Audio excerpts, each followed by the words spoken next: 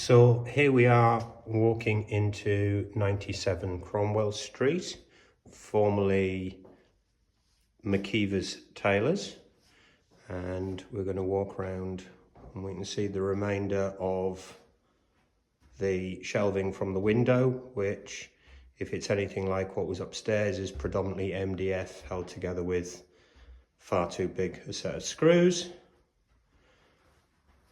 Got a window with a somewhat interesting electrical setup for the light, which is going to need to come out, and there is quite a bit of evidence of damp around here, but it's hidden completely in places by the pegboard, which has been there, judging by the amount of paint on it, for some significant amount of time.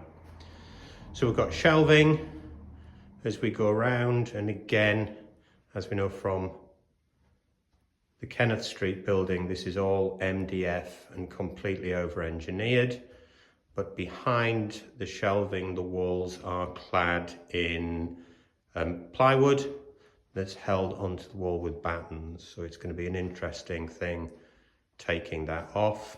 Because that is below ground level. Yeah, because the back wall here is actually below ground level. Kenneth Street, which runs behind us, is significantly higher. These spotlights, for want of a better word, show, even to my untrained eye, some horrible electrical wiring, which is somewhat unsafe to the point I don't even want to switch them on. And we come to the ensuite, which is a macerator toilet. And please excuse the darkness here, but for obvious reasons, I'm not going to switch the light on. I believe the previous tenant was in here for over 20 years, which tends to indicate this has been like this at least that length of time. The shelving and the wall coverings and everything do actually predate her. That goes back to mid-20th century and earlier, and judging by the state of that safe, the rest of it's been built in. This is actually a completely fabricated cupboard. As you can see, if I go around here, it is just built into the corner of the building, and I think we're completely agreed that this is going to be taken off. Again, more dubious wiring, which is slightly worrying. Plumbing line. This is the macerator line that leads outside. Interestingly, it's actually above the level of the macerator, which is slightly disconcerting as well. And that runs underneath the window. And we think, judging from the waste pipe from upstairs, that probably runs somewhere down inside this wall, and we're going to have to find that.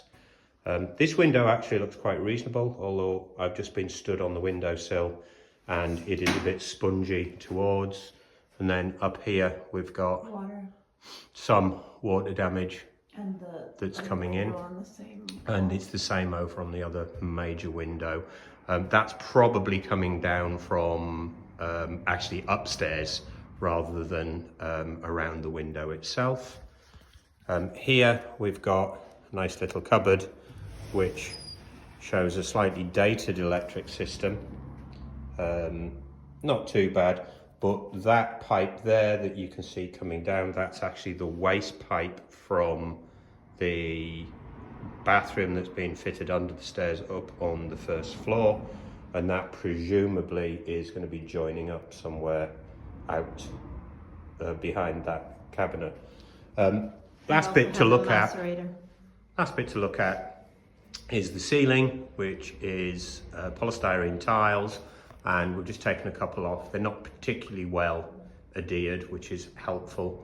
And it looks like a plaster ceiling above, although what state that is and what that is made out of. Concrete plaster or lime plaster, we don't know. And then above the entrance, looks like, I mean, this has been boxed in.